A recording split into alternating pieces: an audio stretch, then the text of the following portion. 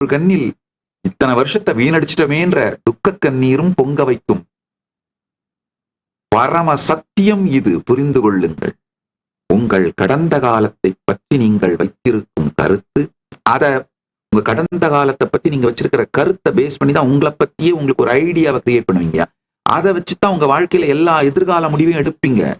என்ன பிசினஸ் பண்ணலாம், என்ன இன்வெஸ்ட் பண்ணலாம், எந்த மாதிரி வாழ்க்கை துணையை தேர்ந்தெடுக்கலாம், இல்ல எந்த மாதிரி வாழ்க்கை முடிவுகள் எடுக்கலாம். மேஜரான உங்களுடைய எல்லா முடிவுகளையும் உங்களுடைய கடந்த காலத்தை பற்றி நீங்கள் வைத்திருக்கும் கருத்து, அதாவது உங்களால என்னென்னலாம் சாதிக்க முடியும், எதெல்லாம் நீங்க ஜெயிப்பீங்க, எதெல்லாம் நீங்க தோப்பீங்க, என்ன பண்ணா, இந்த மாதிரிலாம் நீங்க ஒரு கருத்துக்கள் வச்சிருக்கீங்க. அது மொத்தமுமே சத்தியம் சாராத கற்பனை கட்டுரு.